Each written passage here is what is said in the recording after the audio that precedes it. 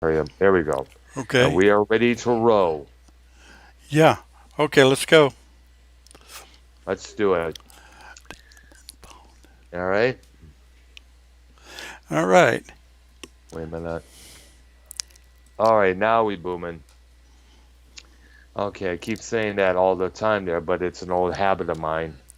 Right, right. Yeah, I know there.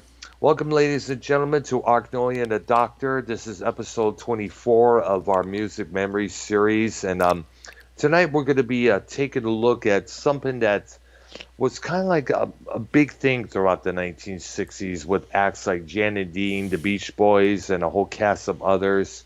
And it still carries on to this day, but it's usually mostly with reggae and a couple other bands like Blink 182, if I understand, being the staple for this genre. You know, I'm talking about surf music. Yeah, and we'll Surf. also delve a little bit into hot rod music, which Oh is yeah, similar. I mean, not similar, but generally done by a lot of the same groups. absolutely. The band, we're talking about cars, we're talking about, automobiles, and there's a lot of them out there, talking about how much they love their automobiles. Talk about other people's automobiles as well. I mean, like, there was a whole bunch of them. Like, there was I'm in Love with My Car by Queen. There was Jesus Built My Hot Rod by Ministry back in 91, 92. And there was a lot of songs about this here, about the automobile there. In fact, it fits to say that I remember that Al Jorgensen from Ministry, I guess, he admits that the reason they wrote the song is because, the car often at times is regarded as not just a vehicle, but a god when you look at it. We'll be taking a look at that perspective later on this evening here. Well, we're going to start with the instrumentals mainly from the 60s and the Yep. 50s. Yep. And probably one of the bands out there we gotta definitely gotta acknowledge, of course, are the Ventures. Oh, yeah, that's probably got to be the biggest one of that genre. Oh man, my dad had a couple of eight tracks from those guys, had a couple of vinyl albums from them, and just as well. And they recorded a lot of instrumental stuff there, couple of covers here and there, a couple of originals here and there, just as well. Actually, I think if you look it up, they released oh gosh, probably 50 albums or more. Wow, absolutely, wow, definitely.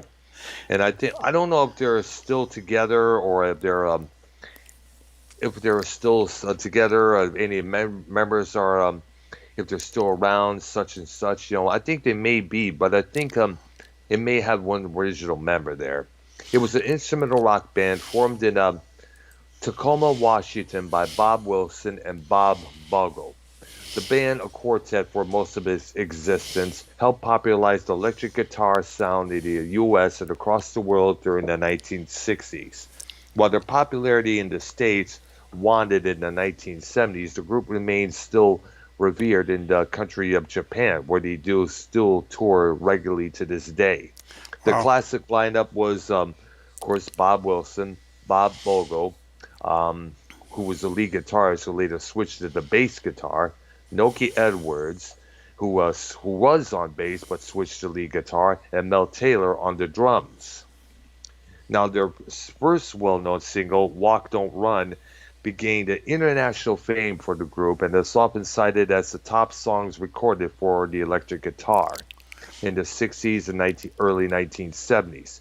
38 of the band's albums charted in the US, ranking them at the sixth best album chart performer throughout the 1960s. And the band had 14 singles on the Billboard Top 100 with over 100 million records sold.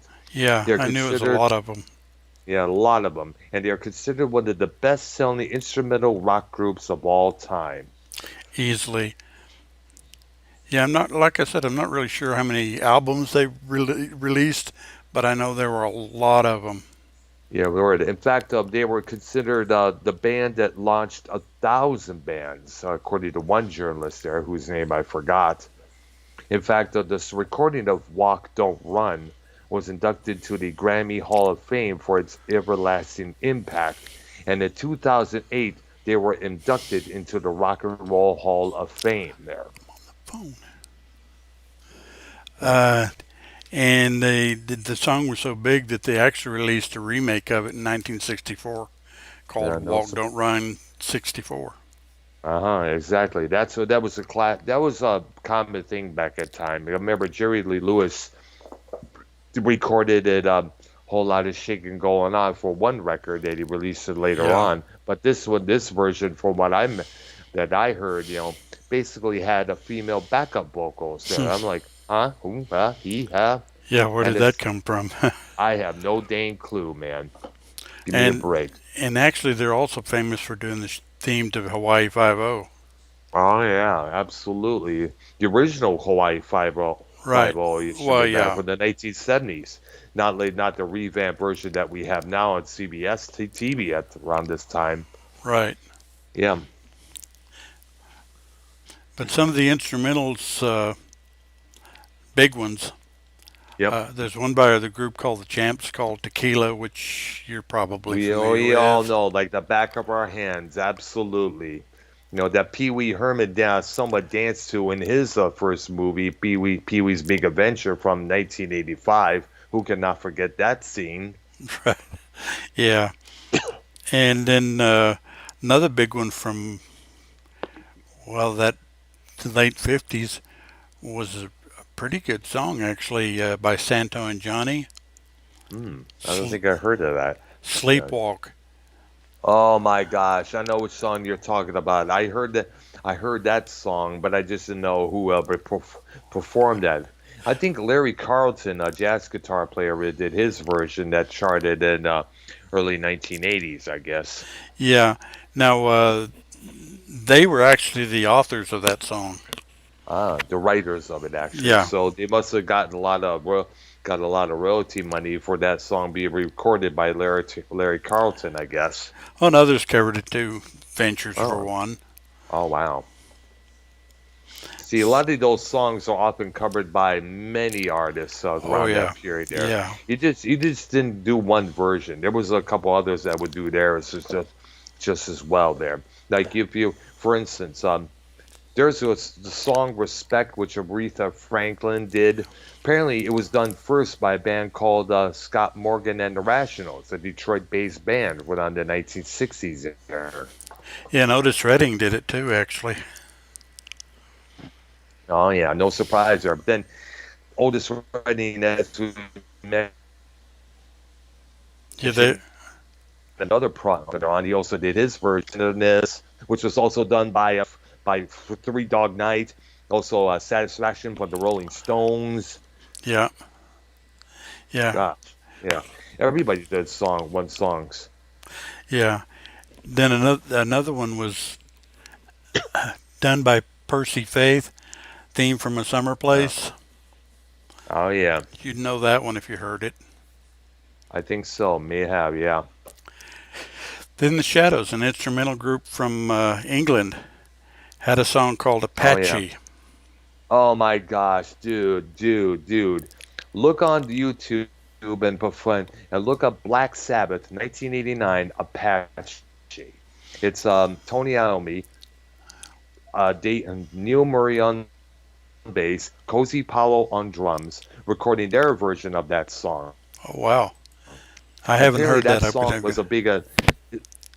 I have. It's pretty damn good. You definitely check it out. It is pretty damn. They did that tune justice, pure justice. Of course, we cannot forget the incredible bongo band's version, which some of the beats was sampled by early rap records by Grandmaster Flash and the Right. Furious Five here and there. We all know that. MC Hammer sampled that beat for his song "Turn This Mother Out" Yeah, from well, 1989. that's a sampleable song. Yeah, absolutely. It's been used by even this group called Consolidated used it for one of their instrumentals just as well. Yeah, yeah. Then you got Nut Rocker by B. Bumble and the Stingers, which Ah, was in a sense, a cover of the Nutcracker Suite, but ah, rocking. And of course, Emerson, Lake and Palmer did it on Pictures at an Exhibition is their closing Oh, song. oh yeah. I remember hearing I had that album as well, so I know how it goes, man. Yeah, yeah. Then David Rose did a song called The Stripper, Hmm. and you had the Tornadoes do a song called Telstar, which Mm. kind of I a don't think I. space. You listen to it, you'll have heard it. Oh wow. It's one of those kind of songs that you, oh yeah, I've heard that sort The of thing. tornado. Yeah, just we there's so many songs you hear in the past, it just never could click out who did it, and then you find out who did it. It's like, oh wow. Exactly. Mhm. Then you got, of course, Herb Alpert and the Tijuana Brass. Tijuana Brass. Oh yeah, my They had dad a had a couple. bunch of them. Oh man, my dad had one of his records there. I think it was called Going Places there. It was a I listened to it a few times there. And let's not forget, Herb Alpert was one of the guys along with his boy Jerry Moss. They're the ones responsible for the record label A&M Records. Right, right. Yes, which signed would later sign them, Nazareth, Sergio Mendes in Brazil 66. Of course, Peter Frampton, Humble Pie, Right. The Police with Sting, Stuart Copeland, and Andy Summers, and a whole bunch of others. Yeah. Rita Coolidge, Sean Phillips, a folk singer. And you could list a bunch of stuff they did that were popular. You had A Taste of Honey, Tijuana Taxi, Yep, Spanish I Flea. remember that. Uh, Off the top of my head, I can't recall any others. And who cannot forget that one album cover with the girl sitting in Oh yeah, whipped cream, licking it, whipped cream and other delights. Now, what teenage horny kid out there did not get horny from seeing that album cover yep, one of my favorite. on it, along with the Nancy Sinatra album cover for her disc Sugar, Yeah, which she's in that pink bikini there. right. Yeah, And well, there are others. Carly yeah. Simon, Wow, the Carlos. I don't remember the name of the album. But it was the one with You're So Vain on it.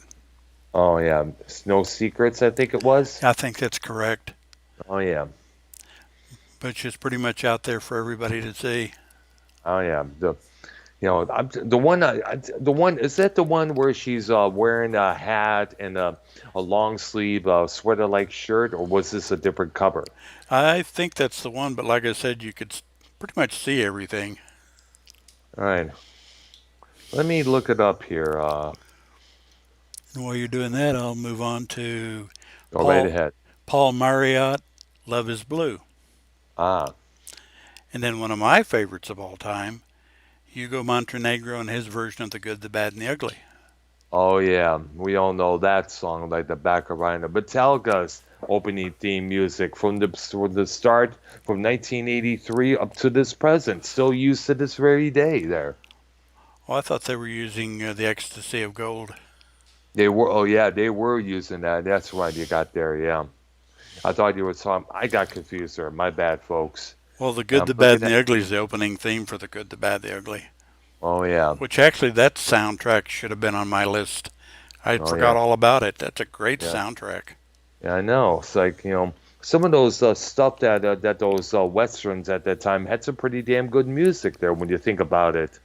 Oh, yeah, that particular album with Hugo Montenegro also has his version Mhm. of A Fistful of Dollars and For a Few Dollars More, which are Oh, actually pretty oh. good. Yeah, with old Clint there in starring role there. Yeah, yeah, And if it's to say that those kind of movies roles, helped made Eastwood a big star, I guess you would say. That's what gave him his name in the Hollywood right, circuit right. there. And by the And way, I'm looking at the Carly Simon album cover, and I see what you're talking about. Her nipples are sticking out, as you can see there. oh, yeah. The, and then you got Hugh And Mass. also the out. Oh, sorry about that. I'm also looking at the outtakes just as well there. Oh, Yeah, a lot of it. There's a lot of outtakes. There are a lot of outtakes for Abbey Road. There was outtakes for the original Yesterday and Today oh, covers. yeah. Covers for the Ozzy's two first solo discs there, Blizzard of Oz and Diary of a Madman. Yeah, yeah. Mm-hmm. Then then you have Linda Ronstadt's "Hasten Down the Wind" album cover. Ah, yeah. Hasten down the wind. There, I gotta look that on. Linda Ronstadt. Hasten down the wind. I guess it is called. Yeah, I think that's correct. Okay, I'm looking at it around right now. I'm gonna look at there. Yeah, I see that there. I see she's got ex- not necessary, but she got hard nipples as well. Right. Then you Yeah, got no. Bebop Deluxe Sunburst Finish. Oh yeah, I remember seeing that album cover. Then can't remember. Roxy Music had one, and I can't remember the name of it. Oh, Country Life. You're talking about that album cover there. Yeah, Oh yeah, that was that definitely had to be changed because the two women on there were wearing see-through lingerie. yeah, yeah. Anyway, back to the instrumentals. Our Yep. next one I got is "Grazing in the Grass" by Hugh Masekela, Hmm. and then one that's going to be kind of unusual in a way because you don't Yeah. expect this. "Albatross" Fleetwood Mac. Ah, interesting. They did release an album called that's interesting there because Well, not many. this is during their first before Buckingham Nicks joined. Yeah. I think it was even before Peter Green.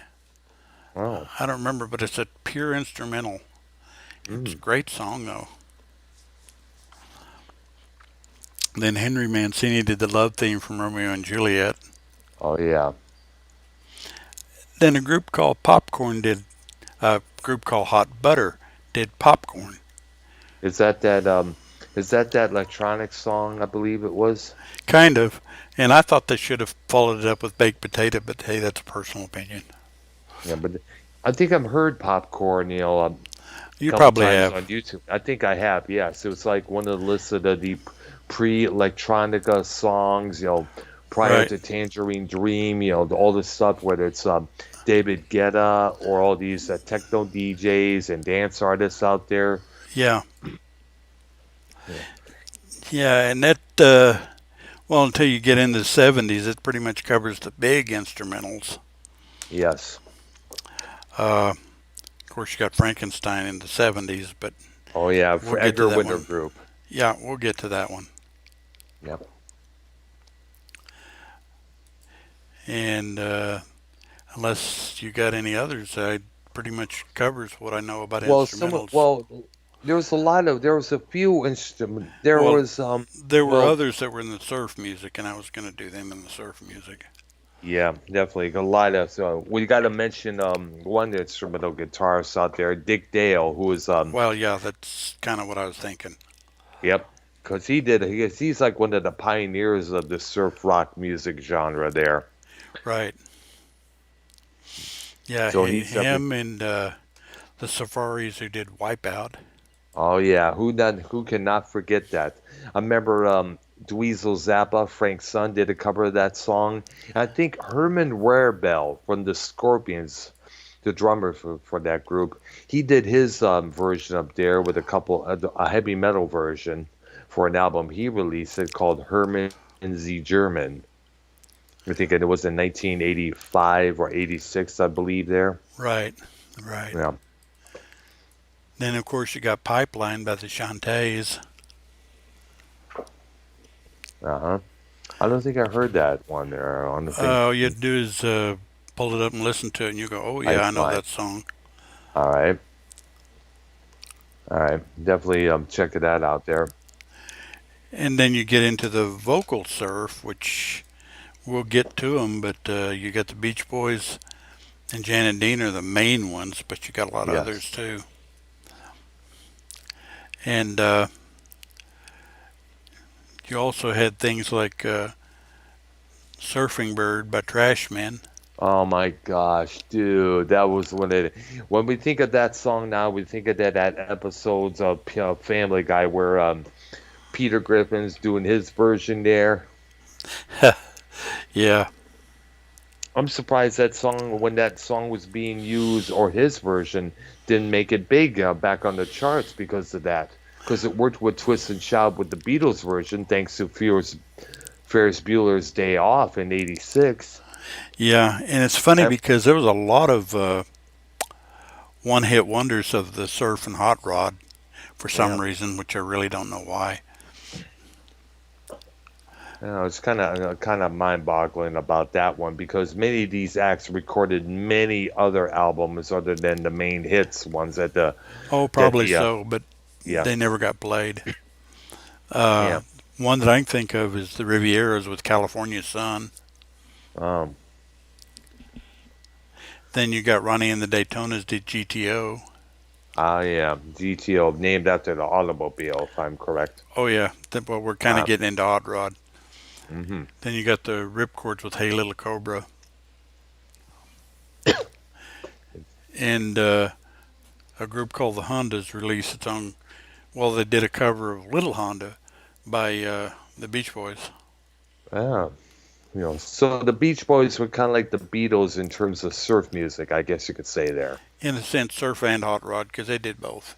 Of course, the That's Beach true. Boys got into a lot of other things too, but surf and hot That's rod's true. what they started with, and they went into psychedelia. I mean, they covered a lot of stuff. Yeah, they did. They could release other albums. They even put their own record label titled Brother Records, what I understand. Right, right. Yeah. But the question is, were they still selling records like Gangbusters when they made it into that transition? Or I were they still, don't know where that occurred because, well, they're still kind of going today, from what I understand, which is kind of unexpected. But yeah, but even though it's probably just one original member, because there's kind of like a lawsuit between former band members, whether it's Al Jardine and Mike Love and a couple others there, well, I Dennis guess. Wilson's dead. Carl Wilson doesn't play anymore, Wow. and there's Brian.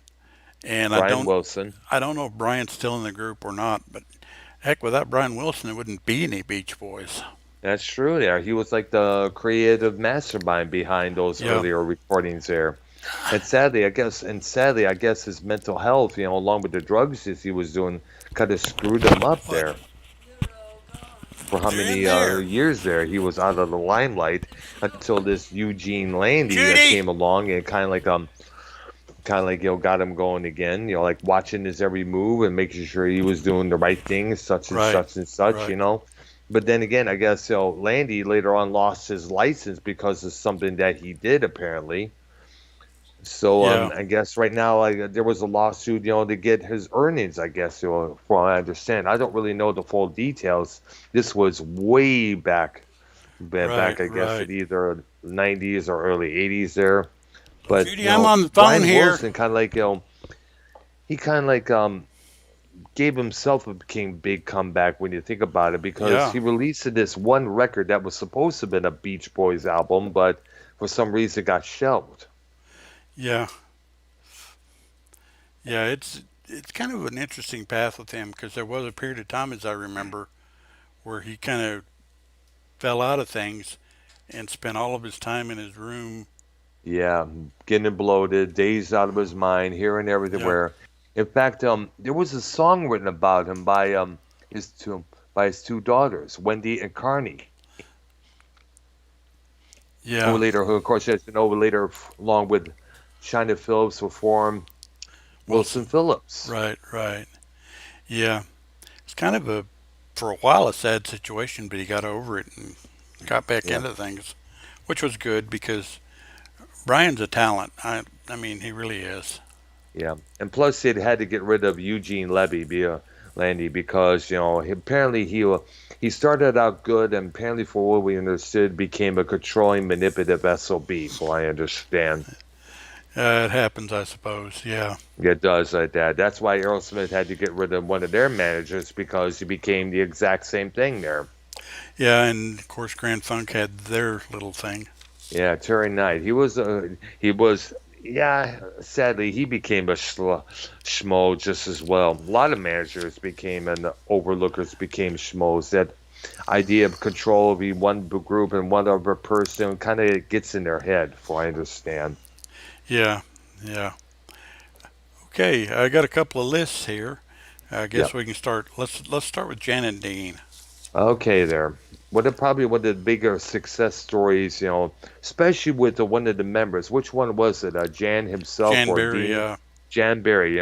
After getting involved in that car wreck, it took a while for him to actually perform again. Right, and when he did, he came back relatively strong, I suppose. And then, yeah, I guess so. But I guess he got into drugs for a while there, I guess, and I guess he cleaned himself up and he said, you know what? But at the same time, when you speak to him, when he talks, you could tell that something had happened to him because of the way he speaks, because he kind of speaks a little bit slow now, Right, like he always did. He speaks a bit very slow and any way you wanted to.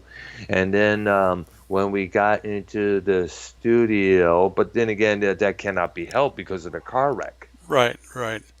It just impaired him somewhat. It did. Now I've only got a top 10 for these guys, but I think they're worth listening to.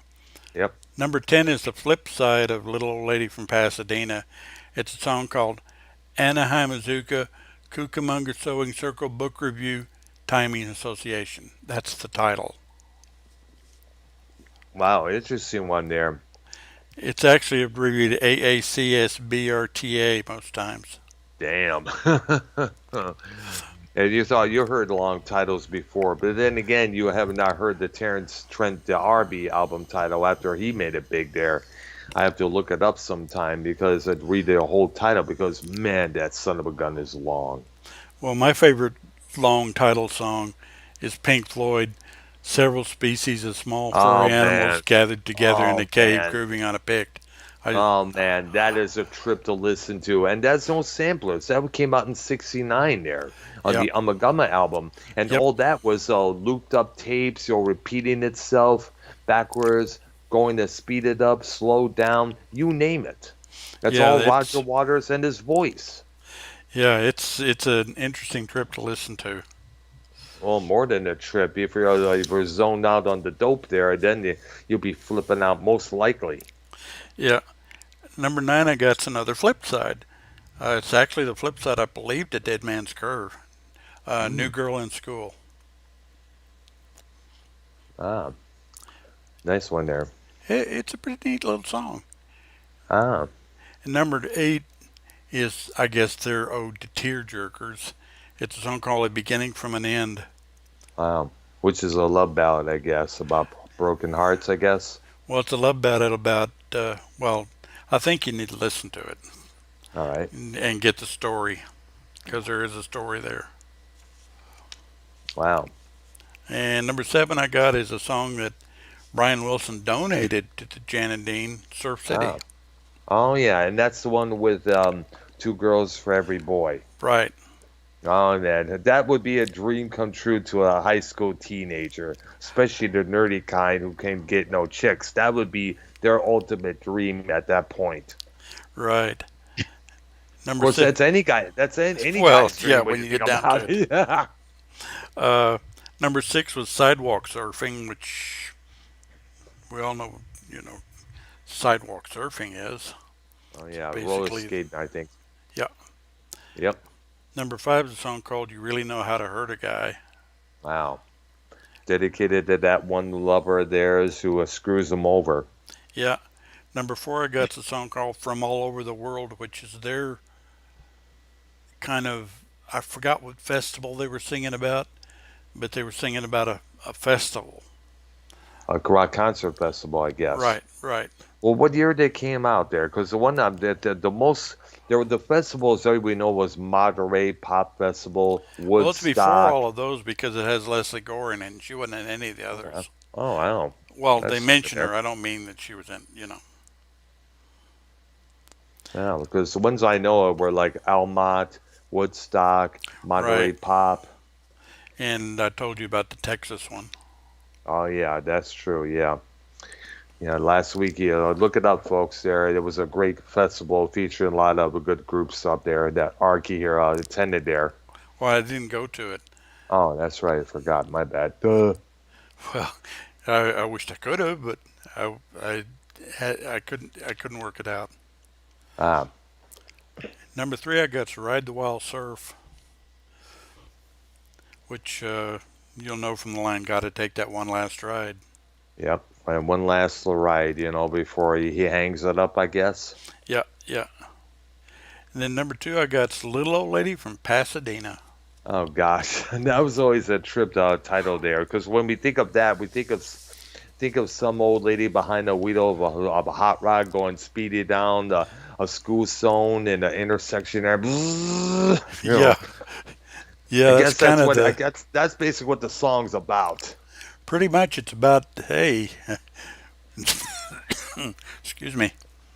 Yeah, it's pretty much that's pretty much a good description of that song. You're not whippersnappers with your automobiles. Let's see who accelerate to this speed. Oh Yeah, and then number one for me is Dead Man's Curve. yeah, and that's the what. Well, I understand that was the actual curb where a lot of people had a lot of accidents. So I understand where the Yeah, Jan Barry had his issue, had that accident of his. yeah. I think it's pretty close to there actually. Yeah, Wow, man. yeah.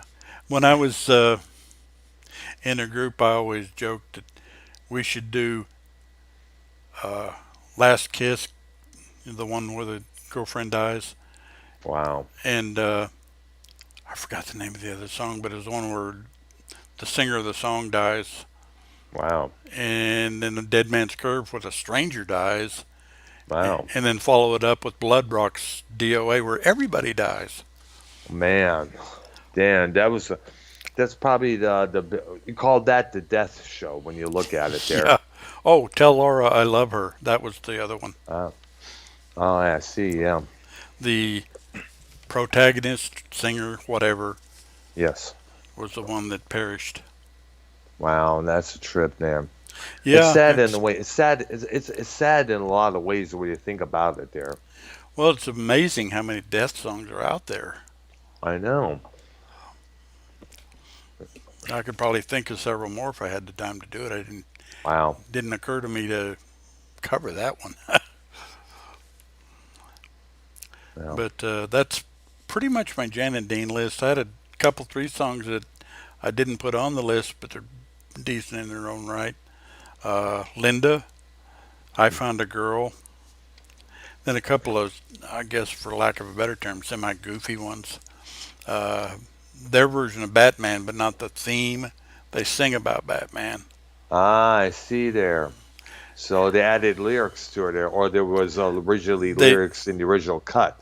well, their version's different, but it's about Batman. Ah, And then did another song called Popsicle, which was about popsicles. of course. One of the all-time summer treats of all time there. Yeah, I kind of guess if you're doing surf, which is summer treat, then you got to follow up with Popsicle. Absolutely. Yeah. Oh man. And I got a top 20 for the Beach Boys. Okay, go right ahead. And it was kind of hard to do this because they got more than 20 songs worth mentioning. My number 20 is Surfing USA. Oh yeah. And my number 19 is on this list somewhere. Oh, there it is. Heroes and Villains, which is a neat little song, more recent. Number 18 is The Little Girl I Once Knew.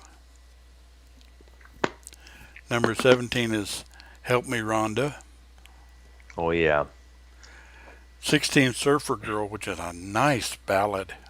Oh yeah. Surfer girl. Now, anybody could tell you when you see a surfer girl with a bikini on, you cannot help but be in my have. You cannot have help. Excuse me. Let me rephrase that. You cannot help but have absolute admiration for her because of the body, the bikini, and the fact that she's a surfer as well. Exactly. Yep. Yeah. Number 15, I got Warmth of the Sun.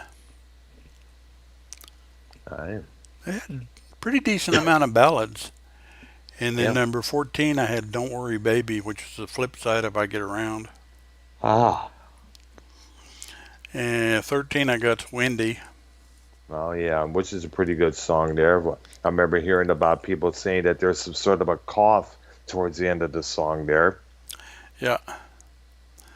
Yeah, there's a lot of little things in the recordings that weren't taken out in these Yep. days. Yeah, that's true. Number 12, I got Caroline No, which is off the Pet Sounds album. Ah, as we all know, was the album that helped inspired Sergeant Pepper. Yeah, yeah. Number 11, I got a song called I Can Hear Music, which was a later song. And number 10 is Sail On Sailor. Which is about, I guess, bucketeer. I guess you could say a sailor on the ship. I guess. I think so. I'm not really sure what the subject is of that song, but that sounds about right. Because is it an anti-war song? I'm thinking because I'm thinking of something like the Navy heading to war, or something like that. It could very well be, actually. Because you got to remember, there are a lot of groups out there that had their own anti-war songs out there. Yeah. Oh, did you I, ever hear Golden Ribbons? Golden Ribbons, is that by the Beach Boys? No, no. That was the one I told you a couple of weeks ago. You and Jeebus by Oh, Loggins and Messina. That's another anti-war type song. all right. Thank you for reminding me, man. I kind of forgot about that. I got to definitely check that out later on I tonight there after our broadcast. I think you'd like it. Ah, Number 9 is I, Do. And actually, the cool thing of that song is they've got a guest vocalist who does a part towards the end. You'll recognize his voice immediately, but I'll go ahead and tell you it's Stephen Stills. oh wow, interesting. You know, I'm thinking about this one Beach Boys song. It was like something like I don't know if it's an anti-war song, but Gma, I wanna go home. I think that may be it. Oh, Sloop John B. Ah, yes, that's it there, and We'll, that's we'll get definitely to that one. absolute good. I got to hear about that one. And then I got number 9 is a song called Do It Again. And not the Steely Dan song. Keep that in Right. mind. Number 8 I got is Wouldn't It Be Nice? Oh yeah, And number 7, David Lee Roth covered this song, California Girls. California Girls. Yeah, which by the way still gets played by on this on the loudspeaker at our workplace there a lot of times there. Yeah. Number 6 I got Fun Fun Fun Mhm. till the Until daddy. that Yeah. took the T-bird away. Yeah. And number 5 is kind of a, I guess, a teen anthem of sorts. In My Room. Ah, Have you heard it? and I don't think I have. May have not. I'm not too sure there. Well, it's basically about there's a world where I can go and tell my secrets to in my room. Ah, I You see know, there. it's basically something like that. It's pretty good. It's kind of like their own safe place, I guess you could Right, say there. right. Yeah. And then number 4, I got I Get Around, Oh yeah, of course. We all know that like the back of our hands. which was ironically, I believe, the first single I ever bought. Cool. That's how come I knew Don't Worry Baby was on the flip. That's true. Nice there. It was either that album. It was either that single or She Loves You. 'Cause I got them both around the same time She by the Loves You Beatles. by the Beatles. Right. Yeah. And close to that, I got I Fought the Law by Bobby Fuller. Oh yeah. We still one of these days got to take a look at what happened with him there and how he perished there Yeah, because there's a because big mystery surrounding him as well. yeah, it's not definite. It's one of those things that they say this, but it just doesn't seem right. Add up. It doesn't add up when you Right. think about it there. One of those great rock and roll mysteries. Yeah. Then number 3, I got Sloop John B, which is the one you just talked about. Yep. Number 2, I've got a song that you're probably familiar with, God Only Knows. Yep, I think so. Yeah, I think I remember hearing that a couple of times, if Which I I read remember that. somewhere, and I don't know how true it is, but I read somewhere that this was the first song, rock and roll type anyway, Oh, that mentioned God in the title um, or mentioned Him in the song. so basically, it's like a Christian themed Well, song there. not really, not really. It's kind of just an expression, Ah, like it's kind of like, well, God only knows where I'd be without you. I mean, that's what it is basically. that's I see there. And then my number one song, you probably, if you don't know, can figure it out pretty quick. Let me guess. Good vibrations. Absolutely. Yep, no problem. And Which was because of that, their dive into psychedelia. something like there. I know there was that. Woo, I'm still trying to figure out what that kind of that contraction is that one of them played there. It was just sort of like what was that thing there? It was kind of like a keyboard in a way, but Yeah, and it wasn't a mellotron. no, it wasn't, and it wasn't a theremin or whatever it was called there either. There, No, I'm not sure what that was because I know it wasn't a Moog either or Moog or whatever it's called. Moog synthesizer. Yeah, it wasn't any of that either. Uh, Because legend has it, and I don't know how true it is, that the first time that the Moog was used in rock was "Daily Nightly" by the Monkees. yeah, I remember hearing about that song. That was featured on an album of theirs. I think it was called Capricorn, PCs, and Jones Limited. I think it was there. I believe Because that's correct. yeah, because when that was talked about on the sticker of that album. It was the first album to feature the use of the synthesizer there. It's funny. Everybody downgrades the Monkees, but they were actually quite innovative in a lot of the things they do. But Yeah, but we'll get to the Monkees. we got to talk about them definitely because I used to watch the show on syndication. Excuse me there. Back in when I was a kid there, learning about rock and roll and everything else.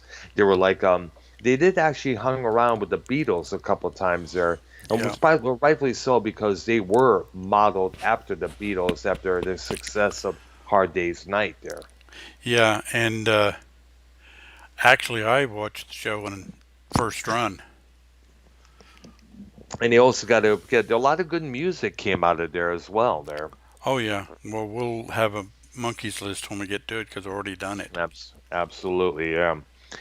You also got to talk about the TV show and how zany that was, compared Oh to yeah. absolutely. Yeah, like I said, I got to see it first run. In fact, by the way, I guess it fits to say that the Monkees were, would you say, the first boy band when you think about it? Kind of, but they don't fit a true boy band.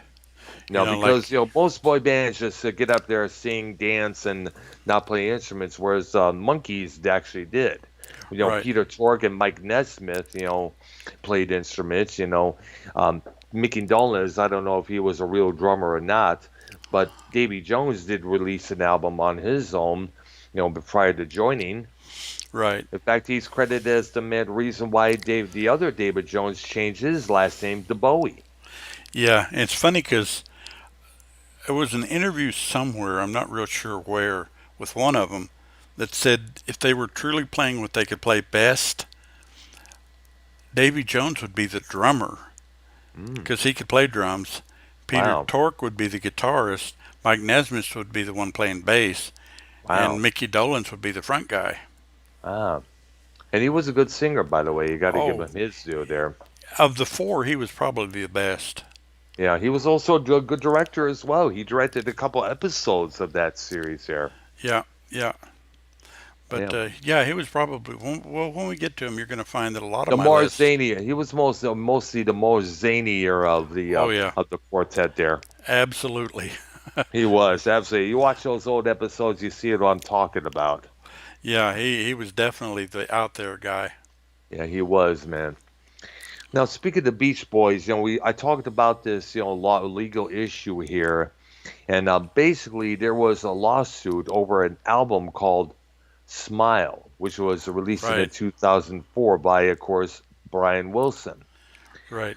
Now, there was a Former Beach Boy Mike Love sued his former bandmate and cousin Brian over that album.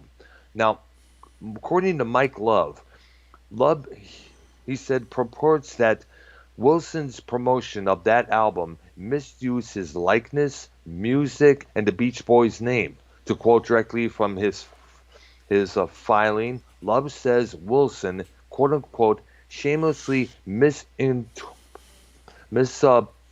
what's it called, misappropriated Mike Love's song's likeness and the Beach Boys trademark, as well as the Smile album itself. One of the issues of the heart of this squabble seems to be the '66 hit "Good Vibrations," which on Love appeared as lead vocalist. Now, Right. Love, who shares songwriting credit with Wilson on "Good Vibrations," contributed to the lyrics to the song, which became the biggest hit for the group. However, early recordings exist of a version with lyrics by Wilson's Pet's songwriting partner Tony Asher, who co-wrote Pet Sounds. When Wilson retooled Good Vibrations for the 2004 version of A Smile, he used Asher's original lyrics. Now, the Smile album is very checkered, the history behind it. It's near legendary. Wilson conceived the music for the album in '66. It was supposed to be his most ambitious work ever. He intended to take the direction of Pet Sounds, regarded as a masterpiece, to a new level of creative, distinction, I guess you could say, Right. using advanced production techniques to link new songs, new sounds, and themes as he explored in Good Vibrations, which cost an unprecedented $50,000 to produce, which was unheard at that period of time. It was considered the first major pop concept album, which Wilson called his teenage sympathy to God.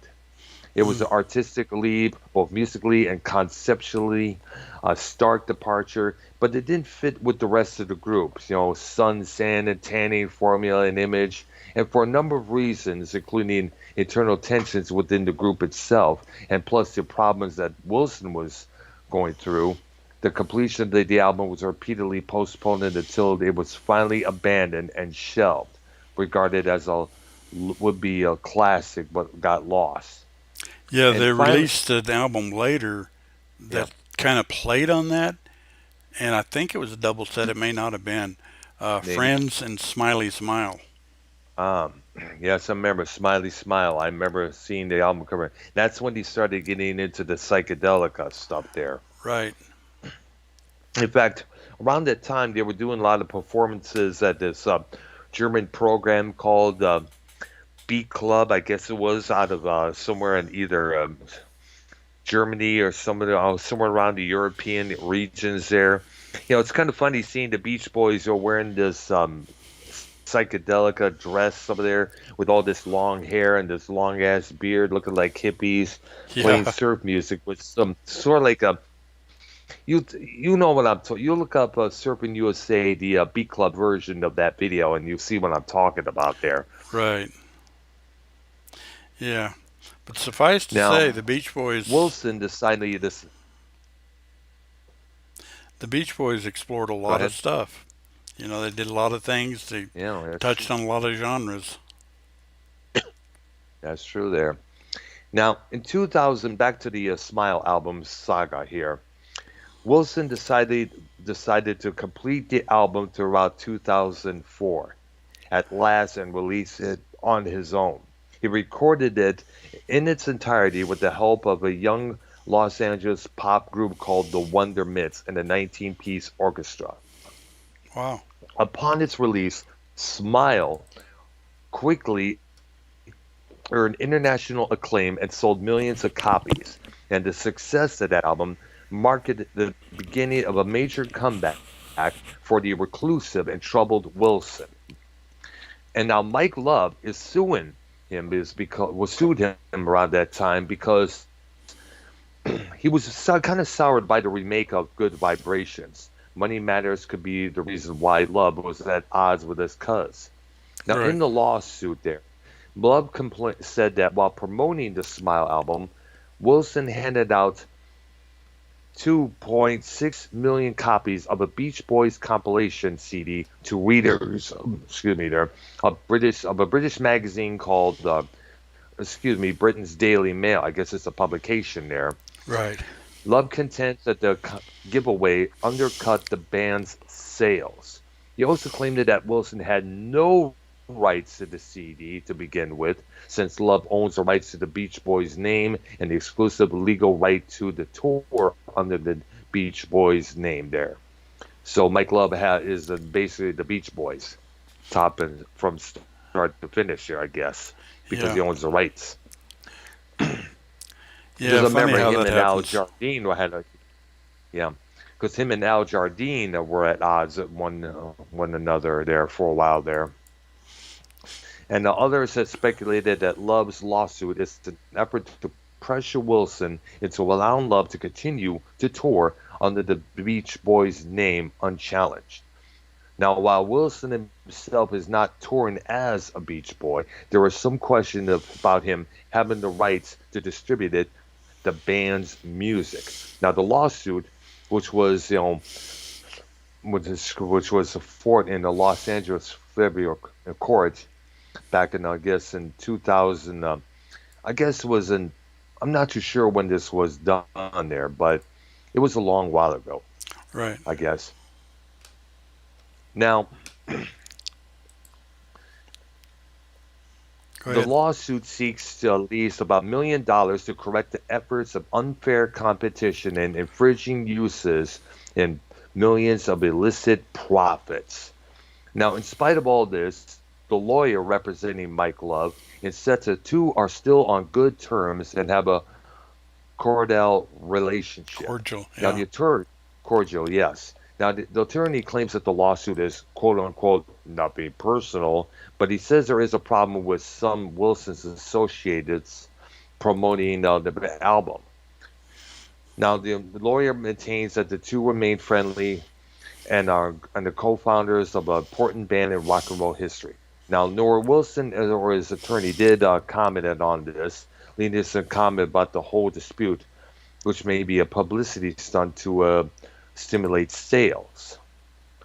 Love formed the Beach Boys along with Wilson, his late brothers Carl and Dennis, and friend Al Jardine in California back in '61. They achieved fame with all the songs that we have mentioned here.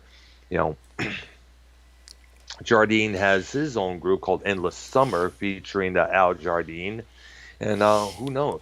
Now, I'm not too sure what this article was dated. It may have been dated about a couple of years back there, but it shows how much what's going. It shows basically what's goes on with a lot of these bands today regarding copyrights and this and that here, Yeah. regarding songs, production wise. And shout out to Casey as Raw, the Micro Monetizes champion in the chat here. Call up Casey if you wish to, dude. We'll add you, or let me know in the chat if you want me to add you to the call. And, but I'm not too sure. I think the surfing. I know surfing still goes on in California. I don't know if it's been doing a lot lately because of the coronavirus this last year. But Who knows? They've banned so many things, it's hard to tell. I know. I know there's a talk about people going to beaches here and there, and then a couple of times, the corona hit some of those people as well here. Yeah. Yeah. And of course, I was checking out a lot of surfer girls out there on the Google Images up there, checking them out, and nowadays, you got to give it up to all these surfers out there because, it's kind of a dangerous thing to do when you think about it there. Yeah, it really is, actually. Because who knows, a big tidal wave could hit you and you could drown right then and there. And of course, you never know when you're going to be attacked by a shark. Regarding that one female surfer whose name escapes me, but later became a subject of a movie there.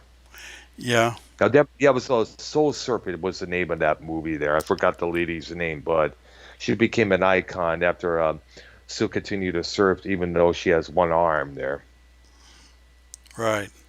In fact, I'm thinking, remember this. Remember the Batman TV 1960s series? They even touched on this surfing craze because they had a scene where Batman and the Joker were surfing alongside I each other in a competition. Oh my gosh. Can you believe it or not? yeah, it's Batman exploited a few things. That's true there.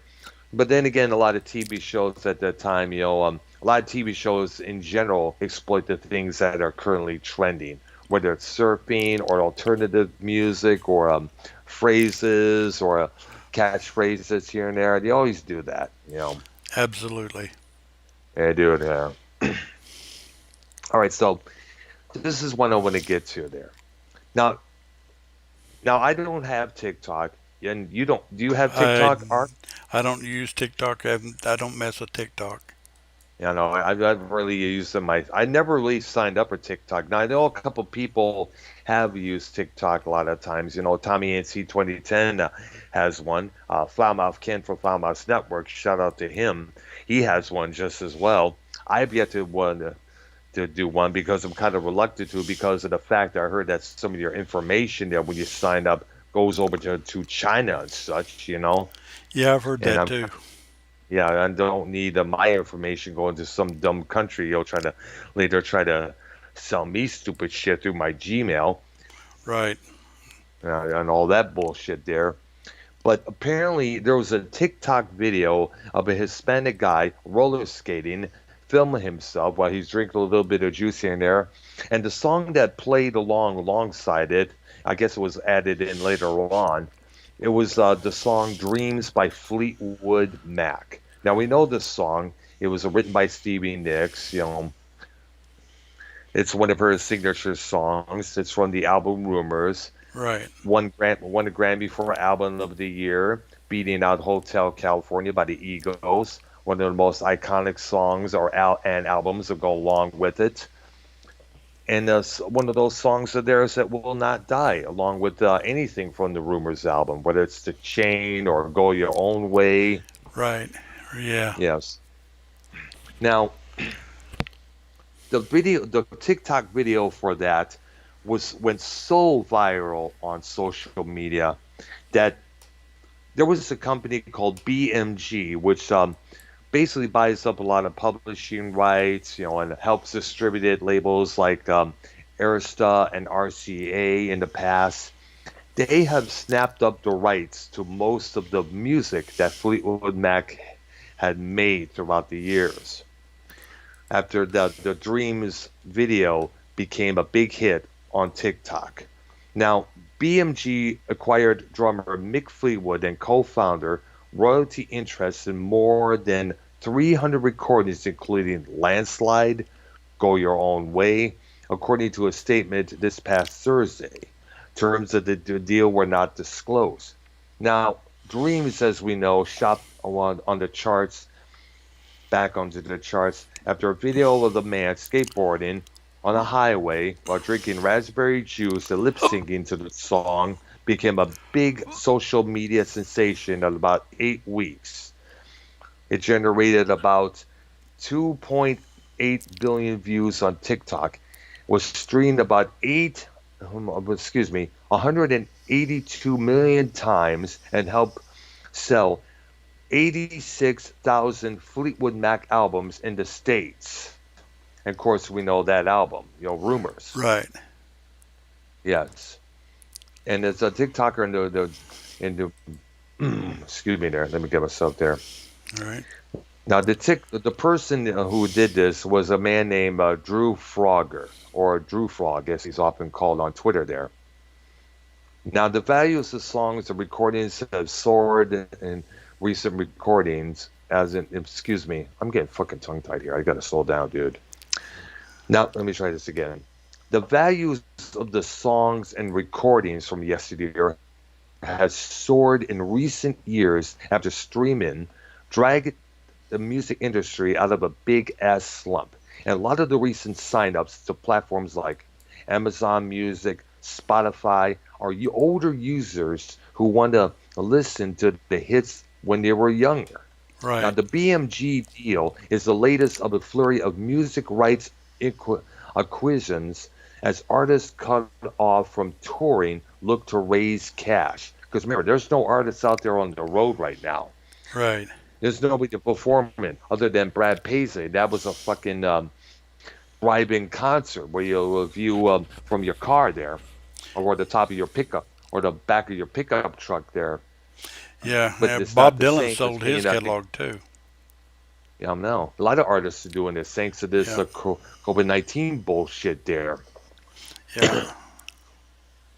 Now, an M&A executive at BMG made a statement saying this acquisition highlights the value of timeless recordings in a streaming market, which is increasingly benefiting established rather than newer artists.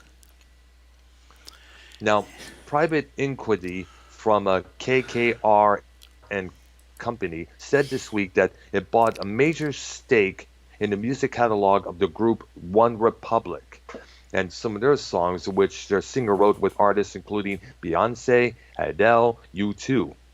Hypnosis Songs Fund Limited earlier this month acquired the rights to the discographies of folk and songwriter Neil Young and Colombian pop star Shakira. Last year, 60s icon Bob Dylan sold his music rights to Universal Music Group, UMG. I just mentioned that there. Now, Yeah. Fleetwood Mac had released lots of albums there prior to the Buckingham Nicks Yeah. lineup. They always talk about Deep Purple with their marks. You know, Mark one, two, three. Fleetwood Mac Yep, went through that too. yes, absolutely. But they don't. But right now, there's a compilation out there, their greatest hits, a collection there, and it's also spotlighting the earlier songs they had with Bob Welch, Peter Green, and a couple others as well. Those songs need to be looked at as well by the today's market, especially Oh Well Parts One and Two. Oh, that's a fabulous song. Absolutely, especially part two, because when I first heard that, it was raining outside. It was at a neighbor's house. It was like, wow, this thing has a. This is like a good, bad, and ugly on its own there when you think about it. Yeah, it's kind of close to Albatross, but not the same. Yeah, but Albatross uses a lot of slide guitar. oh yeah, because remember, and I'm sure they probably required about the song rights to the song "Hypnotized," which featured Oh Bob wow, Welch, that's rest in another peace. good There, one. great song there, great song, and I'm sure they probably bought the rights to the original "Sentimental Lady" that they did prior to Bob Welch leaving and re-recording it for his record there. Right. Now, Yeah. of course, Fleetwood Mac abducted and into the Rock and Roll Hall of Fame in 1998. Just still they just got done doing the tour without Lindsey Buckingham, but in this place were two guitar players, Mike Campbell from Tom Petty and the Heartbreakers, and of course Neil Finn from both Split Ends and Crowded House. That was probably one of the most diverse tours they ever did because not only did they include Free Falling from Tom Petty and Tom's Honor, but he also did the songs that Neil Finn did with both Split Ends and Crowded House. I, G- I Got You and Don't Dream It's Over. Yeah. Absolutely there. Now, if they're going to get back together with Lindsey Buckingham in the future is anybody's guess there. So who knows? Well, I know Lindsey Buckingham was obviously a huge part of that group. Oh, he was, yeah. A lot of I saw this meme on Facebook not too long ago praising Nyx for her contributions, and basically they're talking about the heartache songs that Taylor Swift did. She just sang about them, about this guy breaking her heart, blah blah blah. The meme says simply, Nyx not only wrote the song but also made the guy who broke her heart play on the song just as well. Hmm. Yeah, of course we know his name, Lindsey Buckingham. Yeah. Of course, from what I understand, Nick's dallied with all the males in that group. Oh, really? Yeah, sure. And it's no secret now that her and Mick Fleetwood had a relationship for a while there. In fact, I guess you could probably say, people talk about, the making of that album. There was a lot of turmoil. Nixon, Buckingham broke up. The McVies were breaking up their marriage. Mick Fleetwood, his, love life was in shambles just as well there. Yeah, He found out his best friend was dating his wife. So, but then again, when you think about it, if you didn't have all those that turmoil, if you didn't have all that commotion going on, subject those for songs. songs, yeah, all those songs like The Chain, Go Your Own Way, Never Going Back, you know, would never emerge. Yeah, Or Go Dust Woman. yeah. I mean, you can kind of look at a lot of their songs and you can see the breakups involved. Yeah, absolutely there. They had a song that was supposed to be on either the Fleetwood Mac or the Rumors album called Silver Silver, Springs. yes, I remember that. There was a reissue. There was a reissue. There was a, excuse me, there. Ugh. There was a reissue in 2004. I remember buying my sister the double disc for that one, and they included that song on the first disc where it was supposed to have been. I guess it Great was supposed to song. have been on. Yeah, it is absolutely, and that's where the "I follow you to the sound of my voice will haunt you." Yeah, That's a very interesting little line up there, and I guess it became a song, a B side to some other single, I guess, on that album, if I'm correct. I think that's right. Yeah, And actually, pretty much all the songs, that should have been the A song side. Of yeah, course, that's a personal preference. I really like that song. it is. Yeah, it is. It is a good song, I will say. I remember me and my sister and her boyfriend at the time went and checked out Stevie Nicks at the Joe Louis Arena back in 1983. When she was touring for her record, Wild Heart there. Oh, yeah. And it was a pretty good show there. I will give her credit there. Edge of 17, Stand Back. And they still play that on a lot of those songs still get played on supermarket radios when you really think about it, like Radio Walmart and such, at HEB here in Texas and Kroger's everywhere else there. So no doubt they're still earning royalty money from the writing and publishing just as well. Let's keep that in mind there. Oh, yeah. Yeah, right.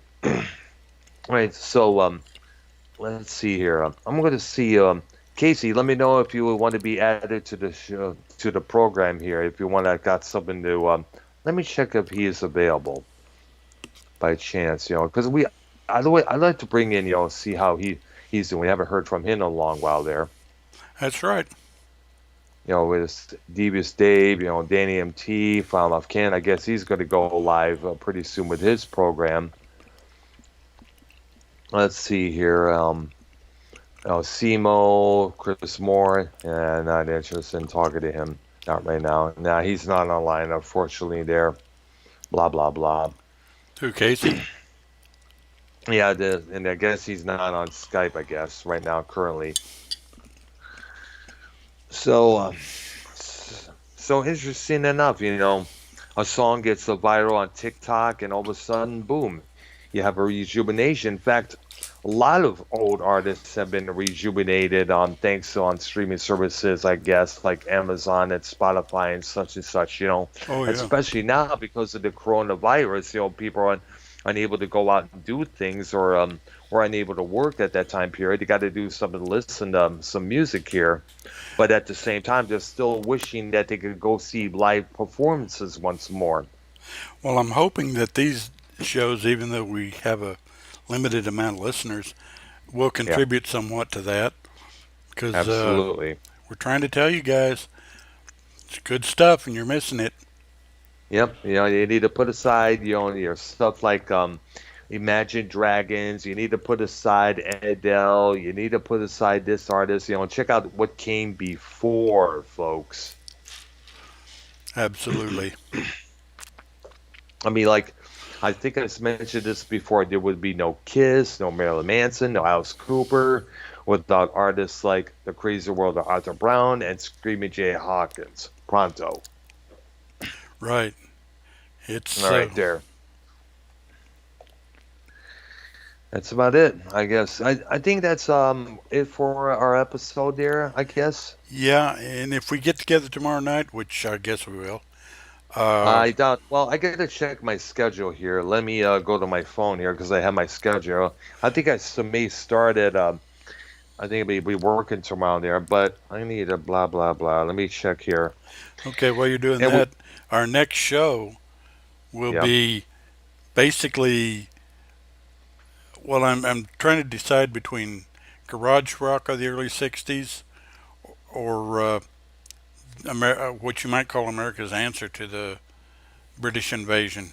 But that one's yeah, going to take a while because there's a lot of it. And America's okay, answer to the British invasion are things like Paul Revere narrators, yep, the monkeys, things of that nature. yeah. I won't be able to make it tomorrow night because I work till about 9:30 and 9 on the Monday. But I'm off on Tuesday.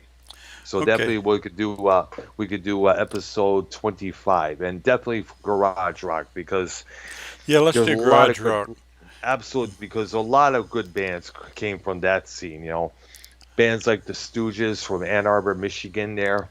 Yeah, but we're talking more about the early 60s, like Music Machine, Standells, Yep. people like that. Yeah. Count Five, Yes. Shadows of Night. Yeah, that's right. Yeah, we got to definitely talk about those that genre there. Yeah, and this is basically rock that came out of someone's garage when you think about it there. Pretty much, and that's Yeah. basically a feed off of the British invasion and things of that nature. Because people are like, "Hey, they're doing it. Why can't we?" Bam, Yep. garage practice. There you go. Absolutely there. So I guess we'll be doing that on this coming Tuesday night, same time, same stations here. And I guess that's it for today, I guess, or tonight, I guess you could say. Yeah, I guess Farmhouse Network will be on later on tonight, if I'm correct, I believe. There should be a notification about a couple minutes or probably later on. I be- definitely want to go check that out, and maybe I'll call in whichever subject they're talking about there. yeah. Yeah. So for Arknolia and myself, this has been episode 24 of Music Memories with myself and Arknolia Stroke Bean. And we look forward to hearing. We look forward to doing this again Tuesday night. Sounds good to Okay, me. All right. 7 p.m. Eastern time. All right. You guys have a good one.